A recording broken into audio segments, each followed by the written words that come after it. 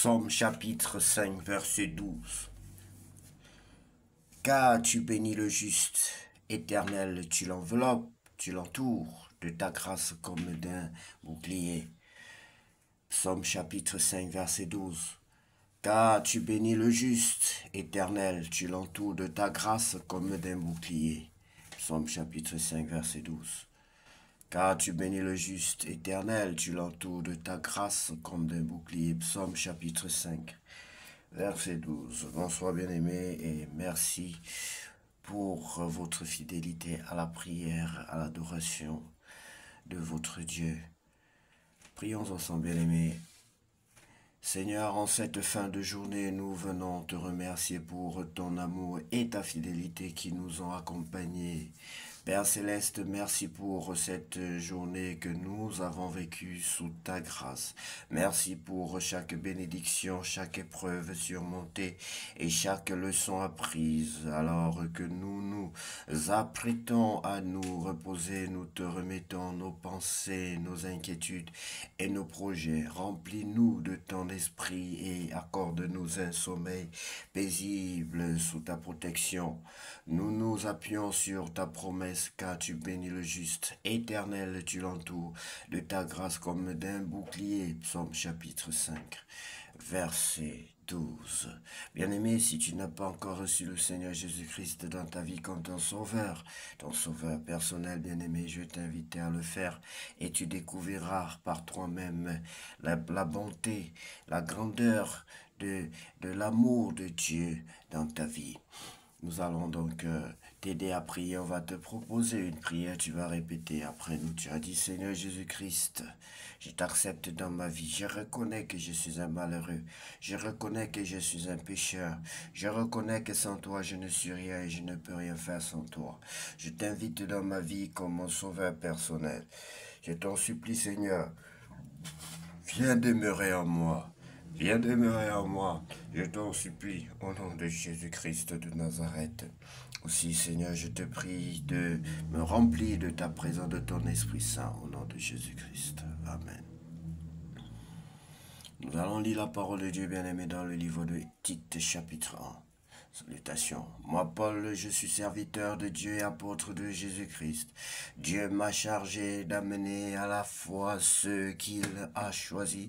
Il m'a chargé de leur faire connaître la vérité pour qu'ils vivent en étant fidèles à Dieu. Ainsi, ils peuvent espérer la vie avec Dieu pour toujours. Dieu, qui ne ment pas, nous a promis cette vie depuis toujours. Au moment qu'il a fixé, Dieu, notre Sauveur, a communiqué sa parole à travers le message qu'il m'a confié et qu'il m'a commandé d'annoncer.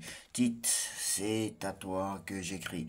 Tu es pour moi un vrai fils dans la foi qui nous unit. Que Dieu le Père et le Christ Jésus, notre Sauveur, te bénisse et te donne la paix. Les qualités d'un responsable de communauté. Je t'ai laissé dans l'île de Crète pour que tu finisses de tout organiser. Dans chaque ville, tu dois nommer des anciens comme je te l'ai commandé. Un ancien doit mener une vie sans faute. Il doit s'être marié une seule fois. Ses enfants doivent être chrétiens et on ne doit pas pouvoir les accuser de se conduire mal ou de désobéir.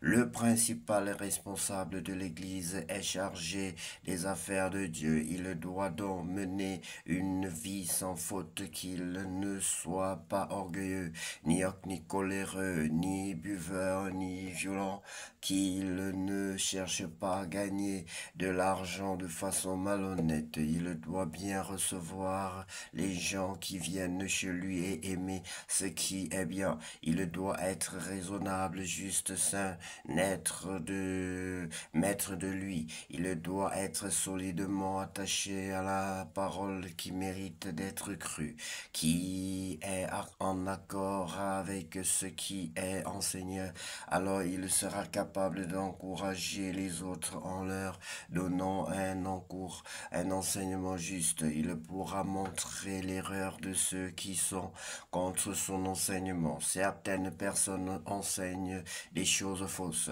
Oui, il y a beaucoup de gens qui n'obéissent à personne, surtout parmi les juifs devenus chrétiens. Ils trompent les gens avec leurs paroles qui ne veulent rien dire.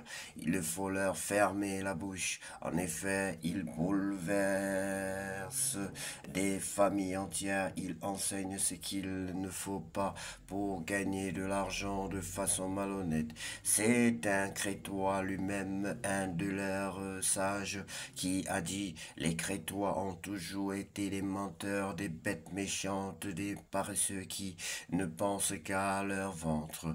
Et ce qu'il affirme est vrai. C'est pourquoi fais-leur des reproches sévères pour qu'ils croient de façon juste. Ils ne doivent pas faire attention aux histoires juives qui sont fausses. Ils ne doivent pas obéir aux commandements de gens qui tournent le dos à la vérité. Tout est pur pour ceux qui sont purs, mais pour ceux qui sont impurs et qui refusent de croire, rien n'est pur. Leur intelligence et leur conscience sont abîmées. Ils affirment qu'ils connaissent Dieu, mais ce qu'ils font prouve le contraire. Ils font horreur. Ils n'obéissent à personne et ils sont incapables de faire quelque chose de bien. Merci infiniment pour ta parole. Merci pour la force et pour la fidélité que tu mets en moi, Seigneur, pour te servir. Seigneur, je veux demeurer ainsi et aller de gloire en gloire dans la fidélité, dans le service. Non seulement moi, mais tous ceux qui désirent, qui aspirent d'aimer et demeurer en toi. Tous ceux qui t'aiment de leur cœur, de tout leur cœur, Seigneur. Aide-nous à demeurer davantage en toi. Nous t'en supplions, Père Saint, au nom de Jésus-Christ de Nazareth. Nous avons ainsi prié. Amen. C'est